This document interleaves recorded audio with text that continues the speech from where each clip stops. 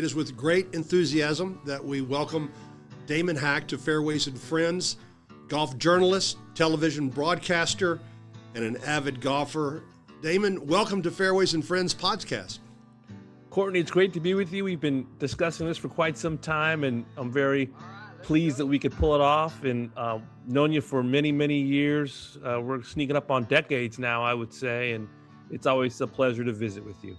Well, thank you so very much. And, you know, long before the television lights and broadcasting championships, what I've really grown to appreciate is you have remained such a grounded and just a very good individual. And I'm very impressed with that. I'm also very appreciative. You've done well. Oh, I appreciate that. I've been so blessed and fortunate, grateful to have some wonderful jobs in this industry, starting out as an intern at the Fresno Bee and then the Sacramento Bee, and covered the 49ers, covered the Knicks of the NBA, really got interested in golf about the time Tiger was bursting onto the scene when I was in graduate school in the mid-90s. And to think all these years later, I would still be covering this game that I love and doing it on Golf Channel and traveling the world and watching Scotty and Rory do their thing. It's been quite a blessing and quite a roller coaster ride.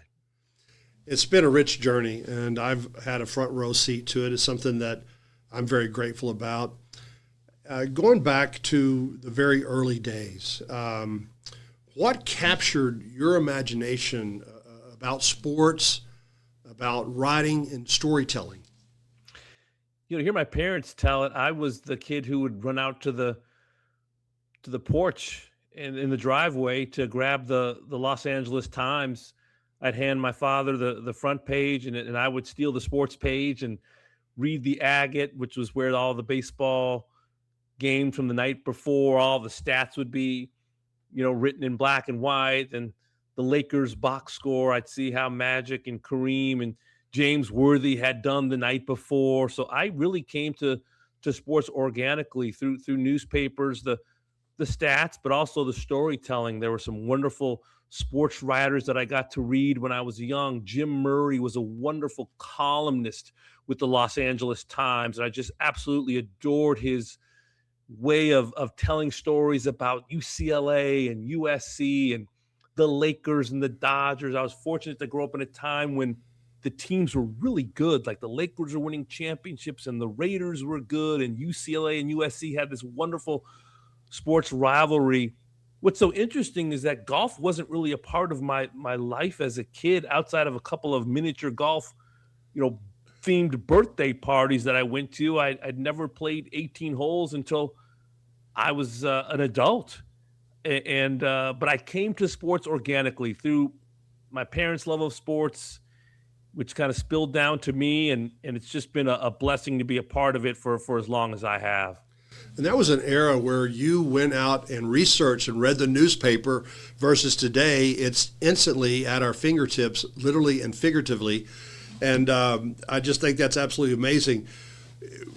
When was it that you made a decision, or you knew in your heart that, hey, I'm going to pursue journalism or storytelling? Was there a particular turning point or age that convicted you and says, this is where I'm going? I think it was listening to Dodger broadcasts and Vin Scully doing play-by-play, Laker broadcasts, listening to Chick Hearn do play-by-play. These were two of the all-time great voices in our business. And to hear them paint pictures when I was a little guy, it just brought these incredible images and stories to life for me. And I just knew that whether I was playing sports or talking about sports, I used to be the kid that would I'd tape my voice doing play-by-play. I would turn down the Laker game sometimes and pretend I was doing the play-by-play of Magic. And, you know, he'd have like 20 points and 11 rebounds and 9 assists. And I'd be calling that last quarter of the game, hoping he'd get one more assist to get a triple double. I mean, that was me. That was my life. That was my dream, was to be involved in sports in some way. But it's really those great broadcasters that really kind of lit the lamp for me, that lit the idea for me that, wow, one day I would love to be the guy behind the mic and telling those stories. That is authentic passion, genuine passion. And I will go ahead and do some name dropping here. We'll be doing that. That's exactly what Jim Nance shared when he was in Houston.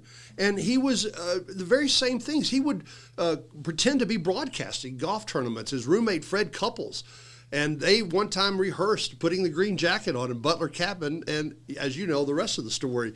But I love that energy of saying, like, I'm going to rehearse, I'm going to record my own name and do that. Isn't that the truth about seeing it? If you got to believe it, you've got to put yourself. I talked to my boys about it. We've been watching Wimbledon, and gosh, I wanted to play for the Lakers. I never did, but that led to a career and a life in sports. And I tell my boys, you got to picture yourself walking onto the lawn of the All Lawn in England club. You got to picture yourself, if you want to be an NBA broadcaster, you have to picture yourself. And I love the anecdote you bring up about Nance and Couples, because they were in college and they dreamed about, Couples winning the Masters and Nance being the one in Butler Cabin to greet him, and for that to actually play out. And I've interviewed both about that conversation and the times in the dorms that they would play act that. I try to tell my boys that all the time. You have to picture yourself that. You have to believe it to achieve it. And if you don't achieve it, you'll be close. You shoot for the moon, and if you miss the moon, you'll still be among the stars.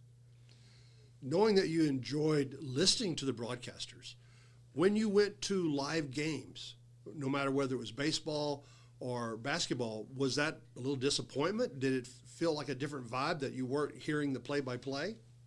It's a great question, because my dad and I would go to Dodger games, and Vin Scully was such a beloved figure that we could sit in the stands at Dodger Stadium and people would be bringing transistor radios to the game.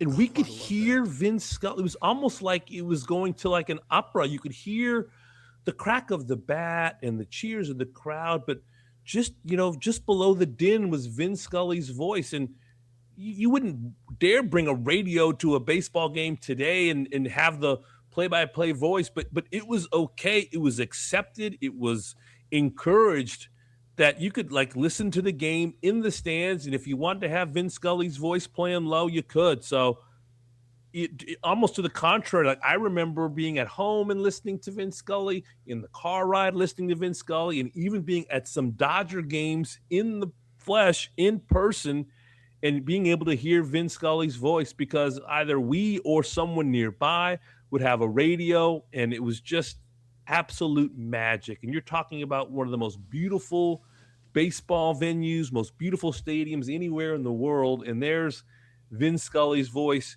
painting these colorful pictures as the Dodgers are trying to win the pennant.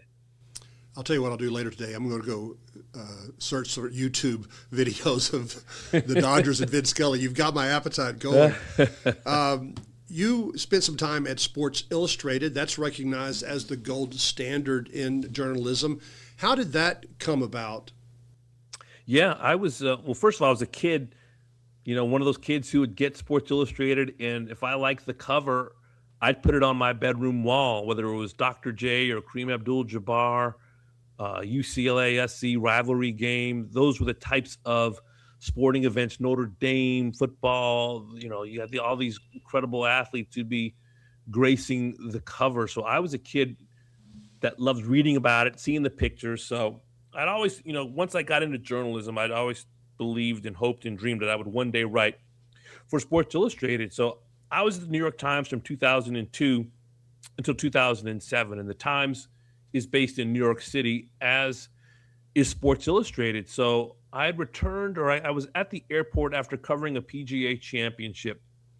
Would have been 2007, which is Tiger winning at Southern Hills. And I got an email from Terry McDonald, who was the SI editor. And he'd apparently been reading my stuff. And I believe maybe like a buddy of mine, Jeff Chidia, who had been working at Sports Illustrated for a couple of years, had suggested me to Terry, that we exchange an email at some point a couple of years prior. Nothing really came of that. But then after that major championship that Tiger had won, had famously shot 62 and a half. He had a putt for 62 that lipped out, and all the headlines were, Tiger shoots 62 and a half at Southern Hills.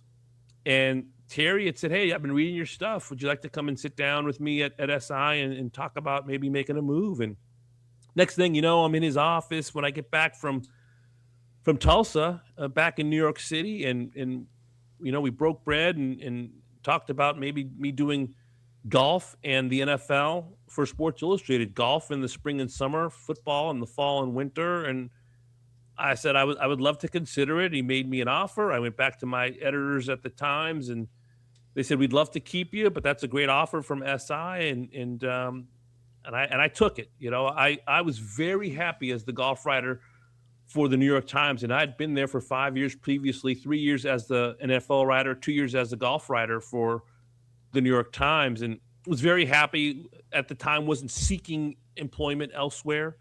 Had I continued to be a golf writer from the New York Times, I'm sure I'd have been very happy and pleased. But when this opportunity arose at Sports Illustrated, I jumped at the chance. I'd grown up reading the LA Times, uh, and loving Sports Illustrated. So Sports Illustrated was one of those dream jobs that I couldn't pass up. I love the New York Times, still read it to this day, have buddies that work there, respect the institution as it is, as the old gray lady as it's known.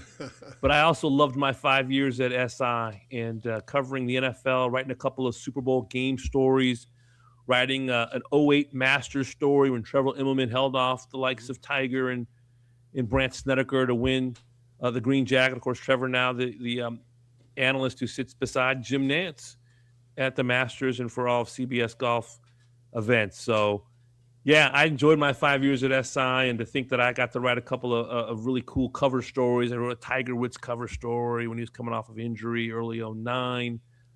Wrote some Super Bowl game stories, and going to the Masters for SI was quite a magical 5 years. There's so much excellence with Sports Illustrated, and so many of those covers were iconic. They were like art, and the photographs, what they captured. And when I think of that, also, I'm reminded of Tim Rosafort, who I met, started at Sports Illustrated. Then I had the good fortune of meeting you. And your careers, golf-wise, I think paralleled a little bit. Is that safe to say? Sports Illustrated Golf and then the Golf Channel? Yeah, it's a great parallel. Anytime I can be mentioned with Tim Rosafort, one of my journalistic heroes, who we lost, a few years back. January 2022. I mean, just an absolute heavyweight legend, but a sweetheart.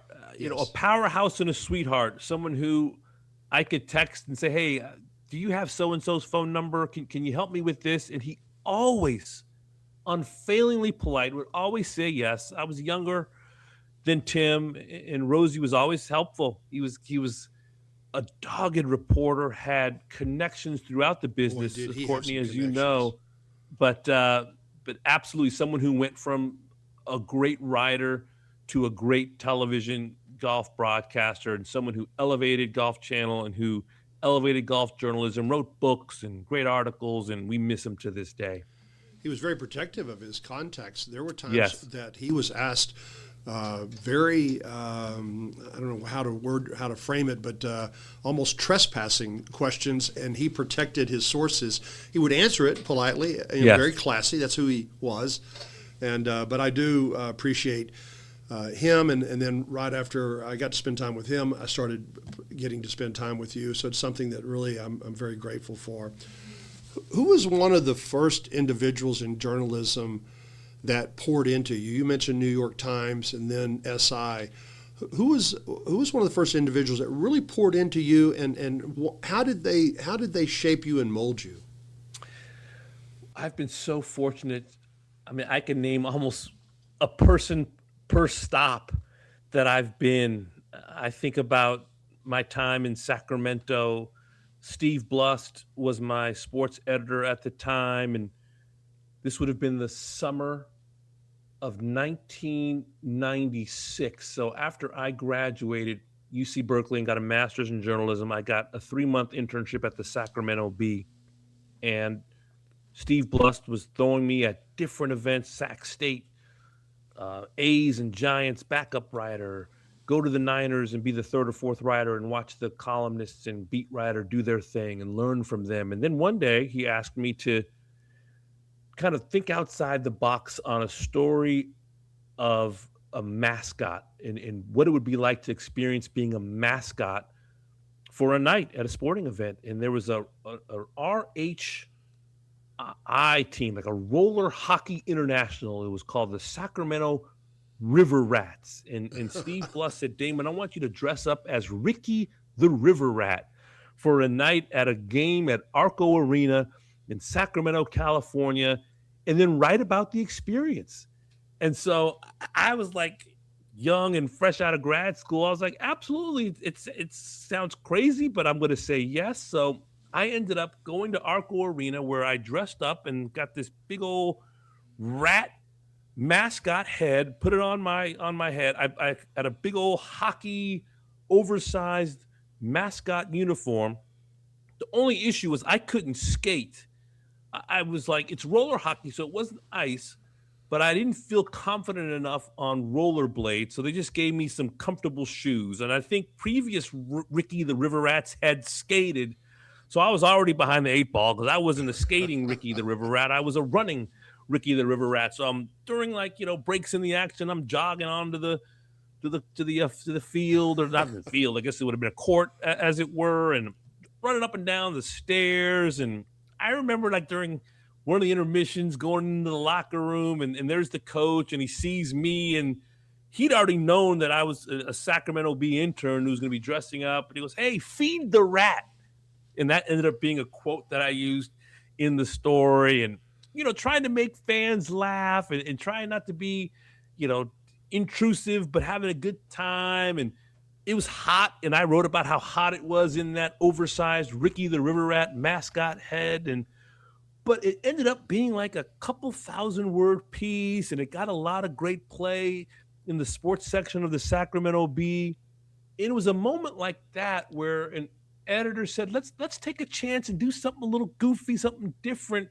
But he had the faith in me that I could pull off that story and be self-deprecating, and I could do a baseball story or a football story, but can you stretch and be a mascot for a night? And it ended up being a well-received story, the type of story that gives a young writer confidence that he or she can do anything.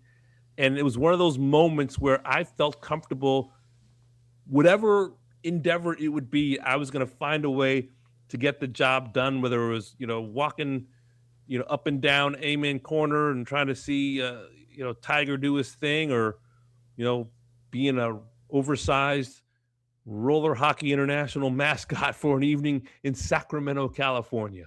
It took courage. It took imagination. Yeah, it did. And there's courage of being transparent about it. I think it's fantastic.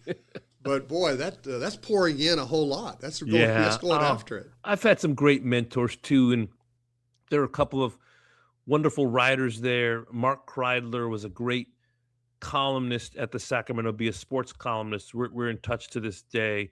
Don Bosley was the 49ers beat writer who preceded me. I basically took his job because he had kind of worn tired of traveling on the road. So the Niners beat became open in the summer of '97, and Steve Blust and his assistant at the time, Tom Negrete, asked me if I wanted to try out to be the 49ers beat writer, because Don had asked off the beat and no one else in the office wanted to travel covering the 49ers. There were a lot of dads that were sports writers at the Bee at that time. There weren't a lot of young, hungry reporters. I was one, and my editors gave me a 6-week tryout to write about the Niners during training camp, and they thought my writing was up to snuff, and I was writing about Jerry Rice and Tim McDonald and Steve Young during the summer of '97, and they hired me to do that job from '97 to '99.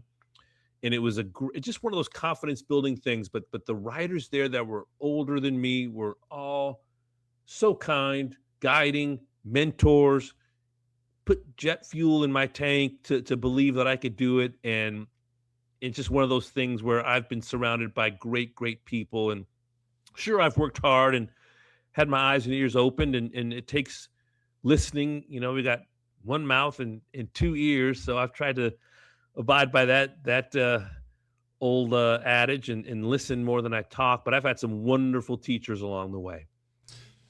In those early days, the era of sports that you were coming on the stage and learning was a phenomenal era. And you've been able to sit down and interview and be around world-class athletes. And I'm curious to know what separates a memorable conversation or interview from maybe the ordinary ones. What is that dynamic that just really captures you? To me, it's when I can get a subject to be vulnerable, that they have enough confidence or belief in me that I will do my best to tell the story to the utmost respect and truth and honor that I can. And that could be whether it's a newspaper article that I used to do or a magazine article or sitting down with Rory after a round, as I've done at U.S. Opens or Ryder Cups. And these are highly intense, emotional events. I interviewed Keegan Bradley. It's so interesting. I interviewed Keegan back-to-back years. Interviewed him post President's Cup, where he'd made the clinching point for the U.S. at Royal Montreal.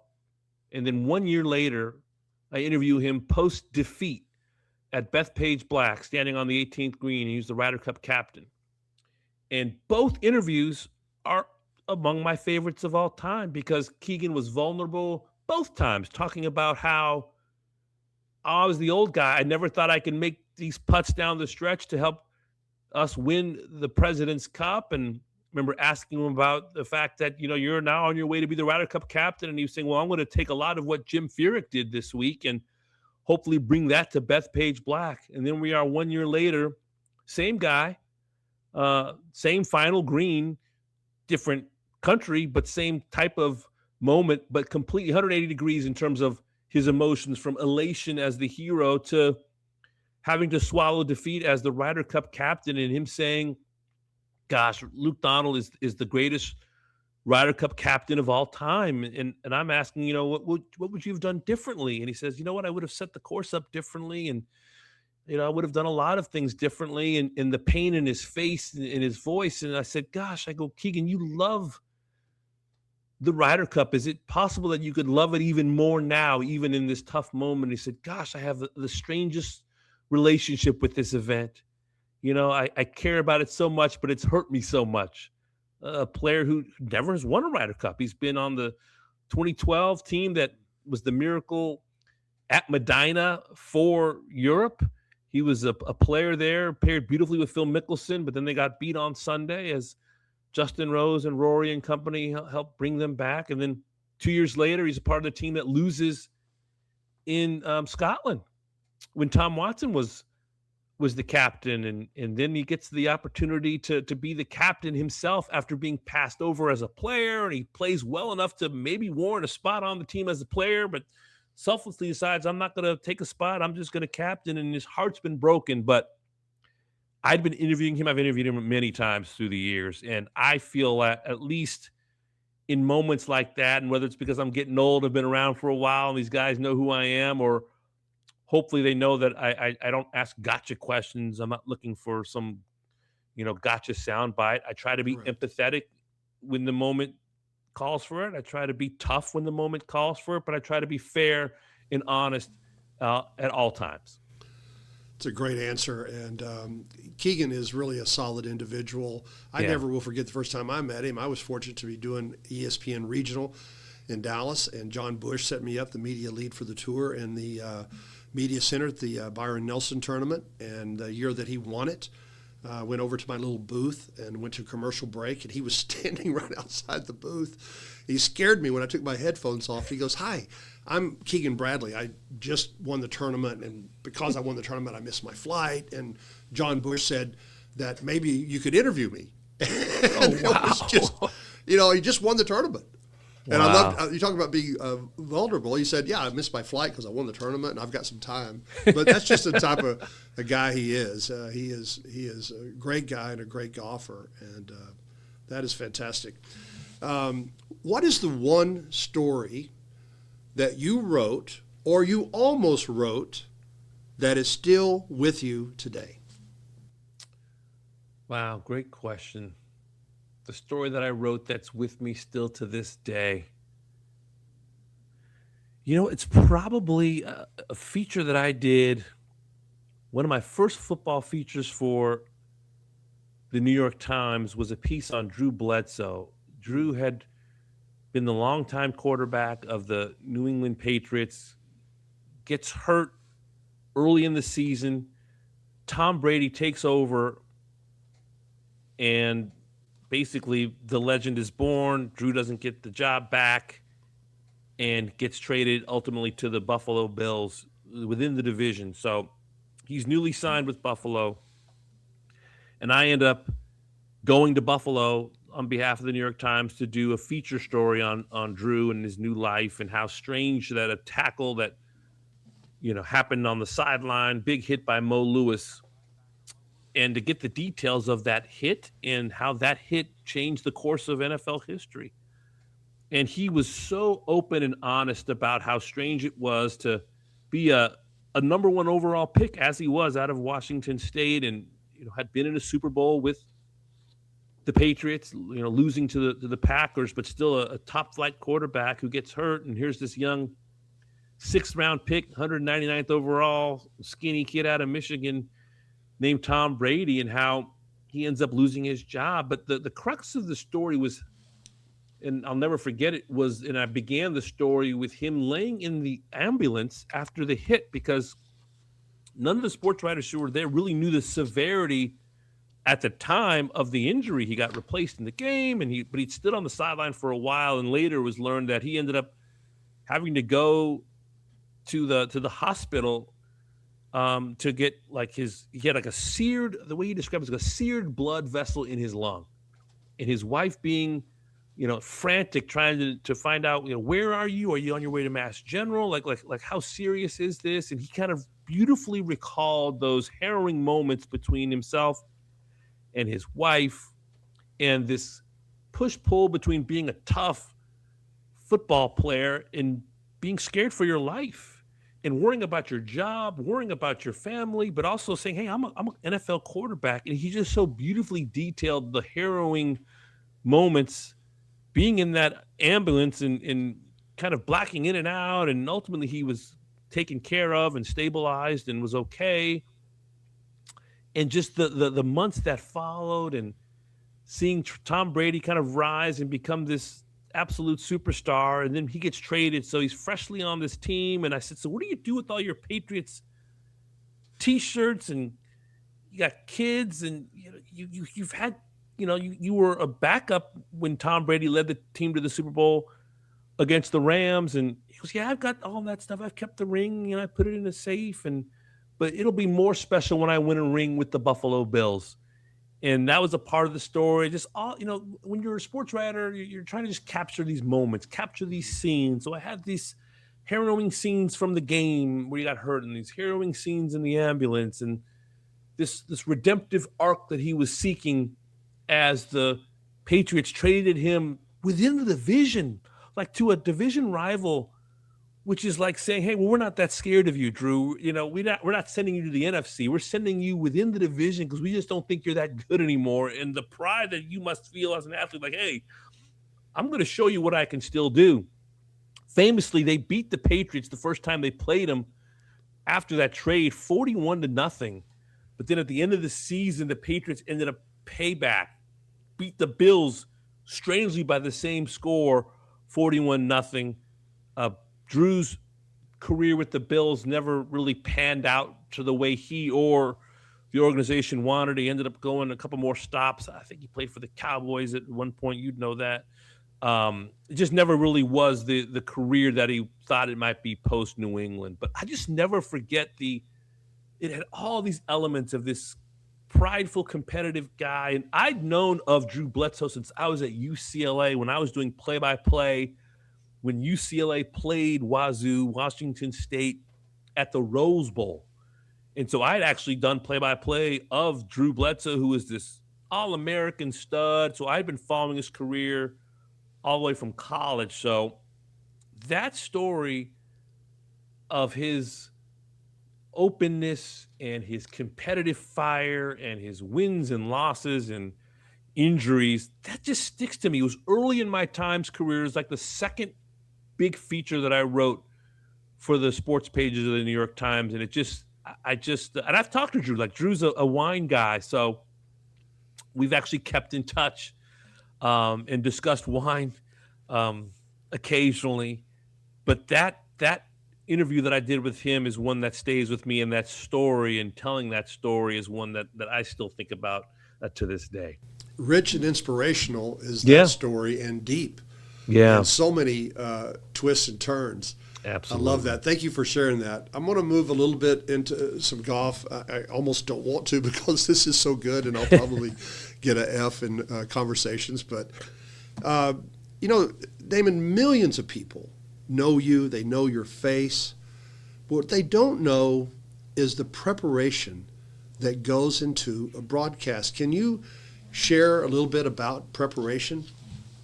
It's everything, Courtney. It is why people watch watch Golf Central, watch Golf Today, and say, man, it looks so easy. It's not easy, but it should look easy.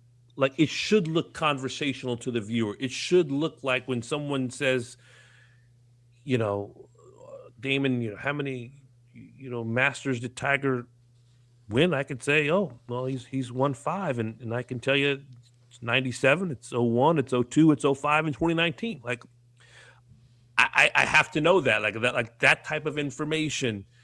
I got to know Jack won 18 majors, had 19 runner-up finishes.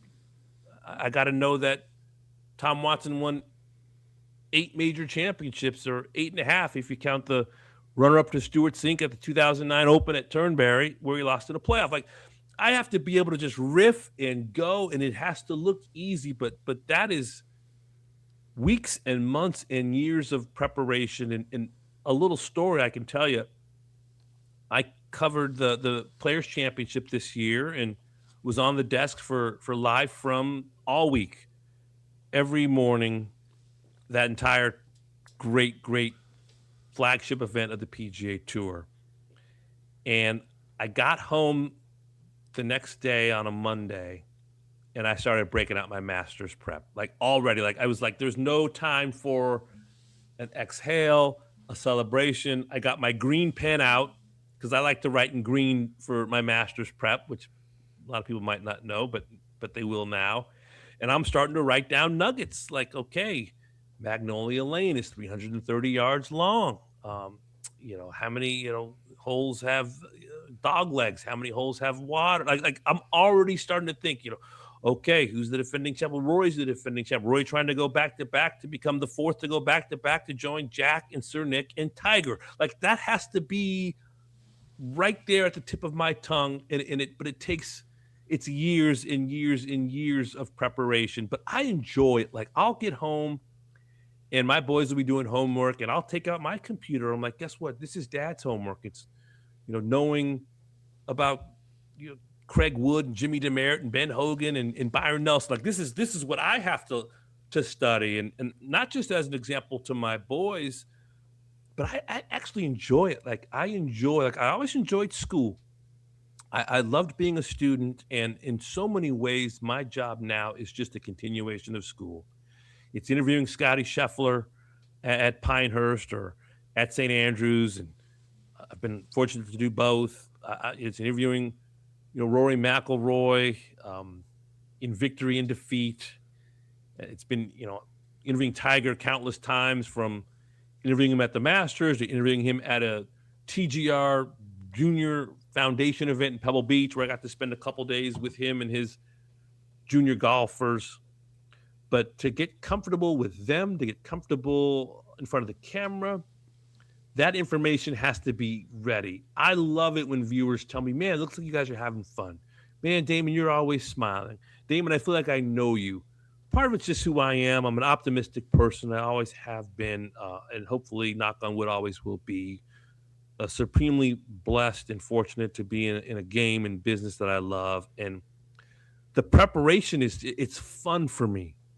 it's fun for me to say, oh yeah, well, the Island Green at 17 at TPC Sawgrass was actually conceived by Alice, Yes, I his remember wife. that. Like just to be able to bring, to riff and bring that information to the viewer. But it doesn't happen by accident, and there's a reason why Scotty Scheffler hits all his wedges pin high time after time after time. It's because he works at it. He has a process, and there's a reason why Brandel Chambly is as great as he is at breaking down golf swings and breaking down stats. And there's a reason why Mike Tirico can go from covering the Kentucky Derby to the U.S. Open to the Ryder Cup to the NBA championship. It's because he works at it. And speaking of Tirico, he once told me, like, before an NFL season, he'll be at his house and he will spend weeks upon weeks going through every single team and every single scenario, coaches, quarterbacks, backup linebackers, offensive line. What kind of defense is it? A 4-3 or a 3-4? I mean, it's that kind of granular detail. And I think to be good at what you do, you have to get lost in the process. And when you get lost in the process, that's when the artistry comes out. And I hope that when I'm doing a live from the Masters, I'll tell you a quick story. And I keep saying I'll tell you a quick story. One of my favorite moments of the Masters for me on live from this past year was, and I knew this was coming because Rory had said the day before he'd been watching the clay court ATP match. I think it was between Carlos Alcaraz and Alexander Zverev. He was going to stay up to watch it, or wake up. He was going to wake up in the morning and watch it because he was going to be in Europe, so he'd have some time to watch some clay court tennis before coming over to Augusta, prepare for his round. And so I had this little throwaway line ready to go, and I'm sitting with Noda and Jim Furyk and Brad Faxon. So I'm saying, hey, Rory McIlroy said he was going to spend his Sunday morning, watching a little clay court tennis, Carlos Alcaraz and Alexander Zverev battling on the clay courts in Madrid. Rory McIlroy, pretty good on the grass. And both Noda and Furyk and Fax looked up at me. They just were like, they loved that line because I talked about clay to the grass. And if you love sports, you know that there's tennis is played on clay and grass and hard court. And just to say Rory pretty good on grass. Of course, golf played on grass. And during That's commercial, rich. I'm like, how'd you do that? So I knew he was going to be watching that. So I prepared that. And they were just, it was neat. And if my colleagues at the desk like it, I imagine somebody at home would like it as well. And I live for those moments. And that's So good. that's my writing. In this venue, in this a medium. It's not an article anymore, but it's a nice little paragraph or sentence or a little line to button up a neat idea. When your peers immediately raise their eyebrows, Yeah. you know that you hit it. Yeah. And I love those guys. Yeah, they're Trico great. I got great colleagues. Brandel I got and those great guys. colleagues. Now, those guys crack me up just real quick. I'm watching Yeah. them on the set during the U.S. Open, and every now and then it gets a little contentious Sure. with Brandel and some other, and it's all really good. But then the next morning, I'm going through social media, and I see Brandel cooking breakfast for Rich. Yeah. And Paul. Well, I can tell you, they were at the, so we all had houses this past U.S. Open. I was staying with Mark Rolfing, Aaron Oberholzer, and Jaime Diaz. And then a couple of houses over, it was Eamon Lynch, Rich Lerner, Paul McGinley, and Brandel Chambly and his wife Bailey. So it was like, we had like, these little pockets, these little houses of guests and, significant others occasionally.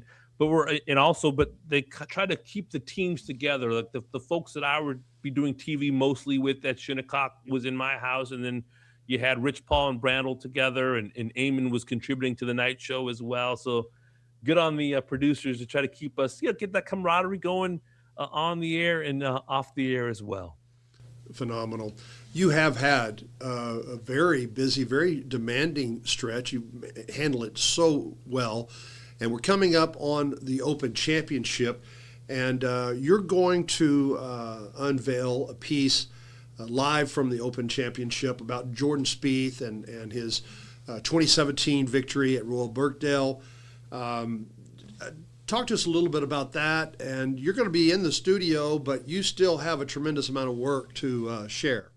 Absolutely. This was a piece that our wonderful features team put together and had me voice, kind of about the Jordan Spieth experience. It's called it kind of these moments where he's rip roaring and rollicking, hitting saving par from parking lots and cacti bushes and trash cans, and having these long conversations with Michael Greller. And the crux of the piece is like, well, that the cult of Jordan in a lot of ways, and this Jordan Spieth experience that we talk about on the internet really came in 2017 at that Open where he made that miraculous bogey from the equipment trailers, and ended up playing the next 5 holes in 4 under, something crazy, went absolutely nuts, and ends up winning the Open Championship and winning the Claret Jug. So that was kind of the moment that Sunday where he was really could have made a 10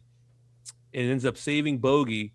And kind of the Jordan Spieth experience was born at Royal Birkdale 9 years ago. So it's kind of a look back piece, and kind of, Jordan, as you know, what a wonderful asset he is. Indeed. You could mic him up, and if there was a dedicated Jordan Spieth channel, 4 days of tournament coverage, I think it would do a pretty good number, because he evokes, he emotes, he's must watch TV, and that Open Championship, I think, really was the height of that experience where you just never know what you're going to get. He would say that, and I think he says it in the piece, that the next shot he hit on the tee shot on 14, the par 3, might be the best iron he's ever hit, because he nearly made an ace. And he just closed like a house on fire. You enjoy him as a golf fan. You enjoy him as a journalist. I do. And he brings a lot to the stage, and Yeah. he's very entertaining. I remember I had the good fortune to have a Q&A with him and Cameron McCormick at Brook Hollow in Dallas, and you called me right after that. He went on to win the Australian Open, and then after that, it just seemed like his whole career really took off. And I love the fact, I don't know who told you that I had a conversation with him, but I enjoyed sharing that interview with you, and I'm glad that you're a fan, and I am excited about this Jordan Spieth special that you're going to be voicing. Boy, do you love the Open Championship. I tell you what, it is going to be so exciting. Scotty, defending champion, and Scotty reminds me a little bit like Tiger. When you win so many tournaments, it really changes your schedule, because obviously you're going to go back and defend. Yeah, he can call himself a winner at a lot of different places, and his win last year at Royal Portrush, just an absolute stunner.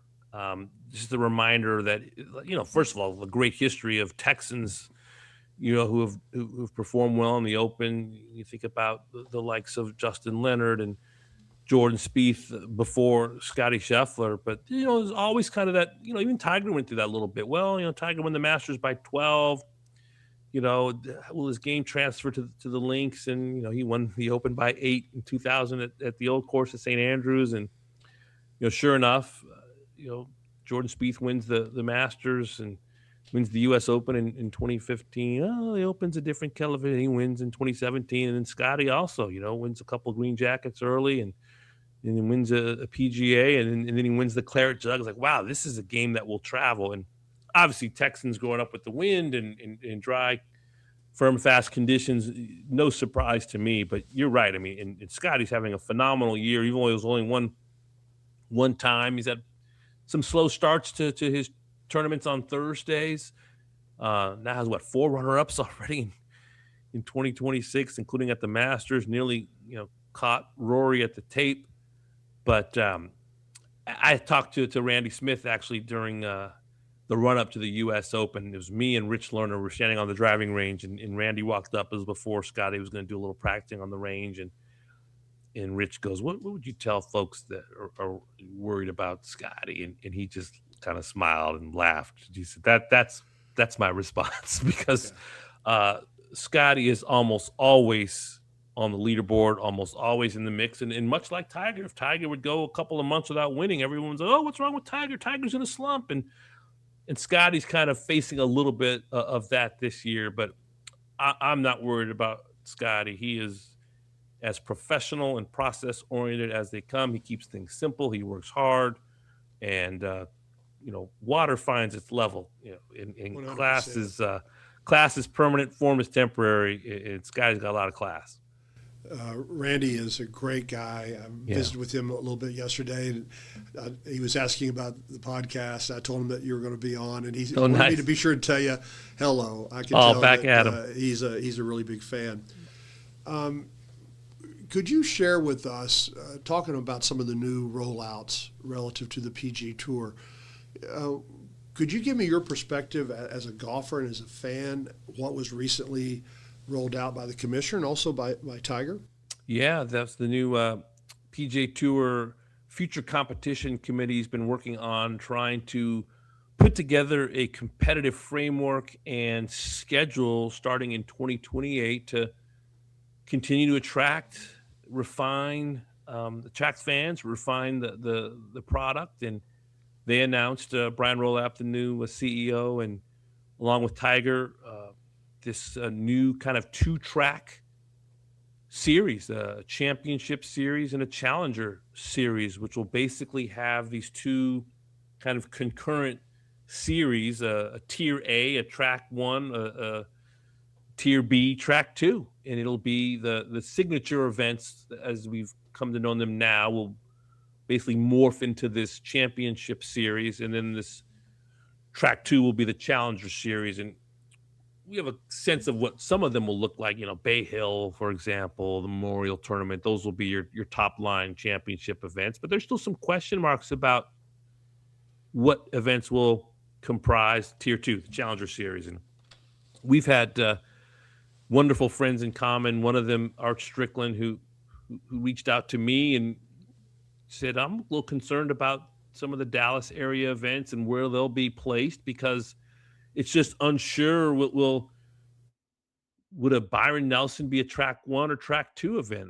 Colonial, what will happen? Because the thought is that if you're on the championship series, you can't play in a track 2 challenger series, and vice versa. You have to be on that track to play in said event. So some of the writers and broadcasters were wondering, well, if Scotty wants to play in a challenger series event that he's played in his whole career, will he be allowed to? Will he have a 1-time, 2-time pass or no? So a lot of us are still wondering, will national champions, will national opens be track 1 or track 2? Will, even Rory McIlroy was speculating about the Scottish Open, the Canadian Open. Will those all be track 1 championship events or track 2 challenger events? So there's still some questions, still some refining, I imagine, that needs to be done. But much like soccer, you're going to have promotion and relegation between the Challenger and Championship Series on the PGA Tour. It's very complex. So many knots to untie with the schedule. So many wonderful sponsors that are supporting the tour, and we know what it means for charities. But man, I tell you, that is not a commissioner's job I would want. But it's also not bad to have Tiger on your side, because he could block and tackle. It'd be nice if he could still hit the 5-iron for you too. But we always hold that hope that Tiger may continue to play. Maybe we'll see him a bit on the 50 and over set. But no, Tiger's been, by his own admission, dealing with some challenges, and it was just nice to see him, with Brian Rolap during this announcement, and hopefully he's getting the help that he needs. And most importantly, he's a parent, a father.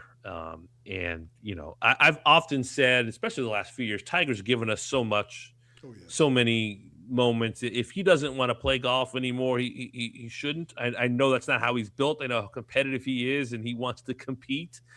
But primary is Tiger being, there for his family, and I hope that he's able to do that. I appreciate him so much and everything he's done. It's hard to even define it all. Yeah, absolutely. All right, I'm going to move to some good old lightning round questions. Okay. I semi-plagiarized from other broadcasts. Might as well admit it. Everybody knows it. But not the questions. Maybe the format, but not the questions.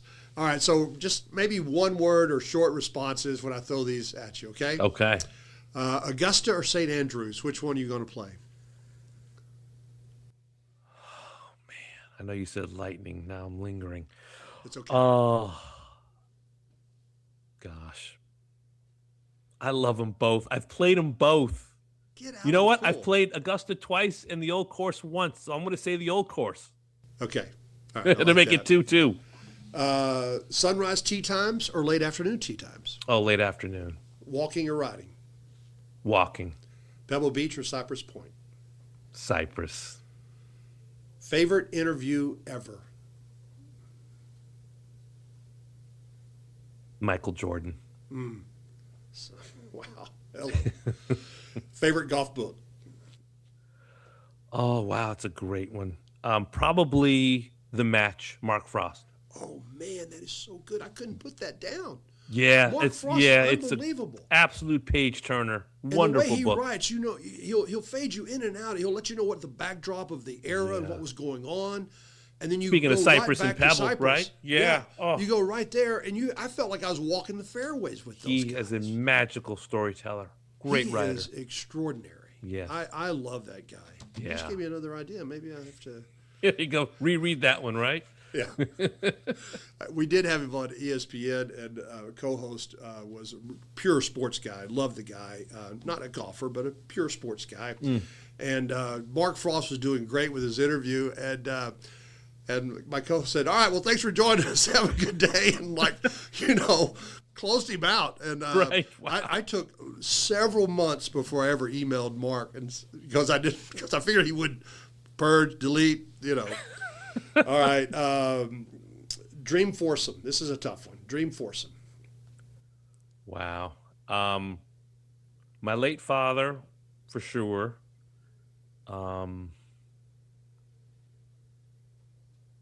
Tiger and Magic Johnson.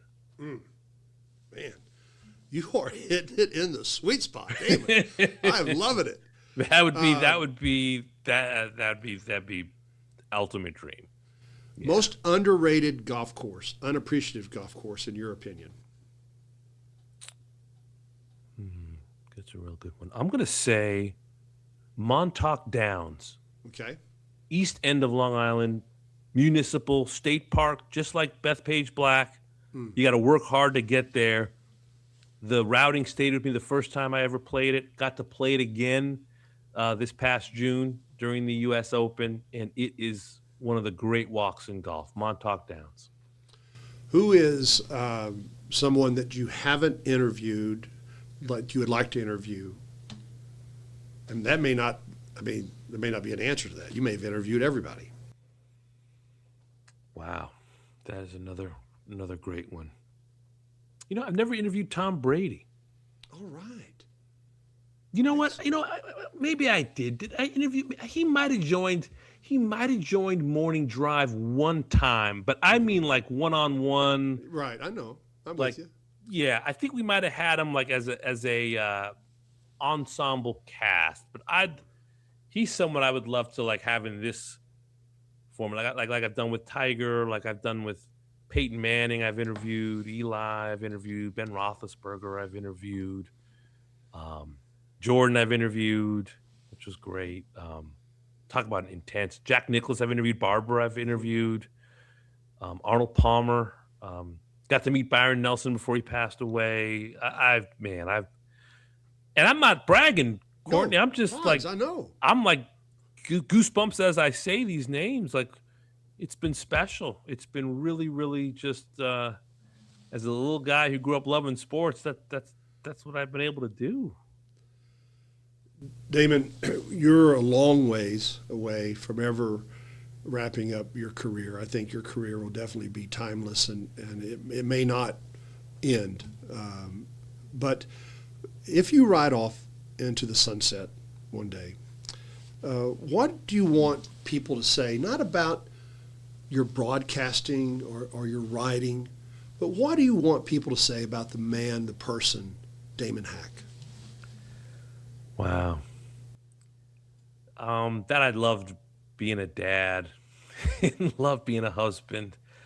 My social media is not great. I don't really have the engine, the motor to post every second or even day of my life. But every now and then I get to post pictures of me and my boys and my wife, and um, there's nothing better. I've covered great events. I've interviewed wonderful people, but to have been a father of triplets who are now 15 years old, who are good boys and who love their mom and who think I'm okay too, is is been the blessing of a lifetime. And last couple of days, my wife and I we decided we are going to start walking in the morning, and we've been walking together and walk our dog Skittles, who's about to turn 10, um, and I travel a lot, so it's nice when I can have a few weeks in a row at home, which I have now. And my wife and I just talk about how blessed we feel and how lucky we are to have found each other and to have these three boys who are pursuing their own dreams um, and who treat each other well and treat others well.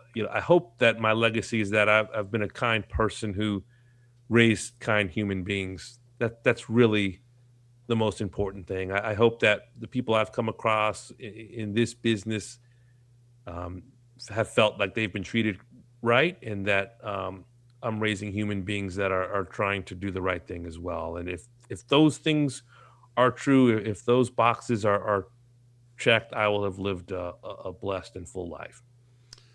Well said, sir.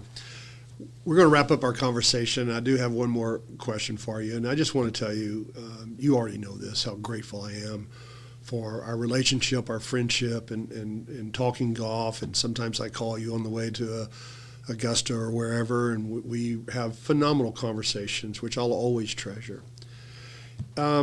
Relative to this particular podcast or other interviews, if a young girl, 12-year-old girl or 12-year-old boy is listening and they're inspired to get into broadcasting or journalism or all the above, what advice would you like to leave them? First and foremost is be a good human being. I think that people want to hire, help, be around good people. Be honorable, be accountable, work hard, be true to your word, and you will go far in this business and in life.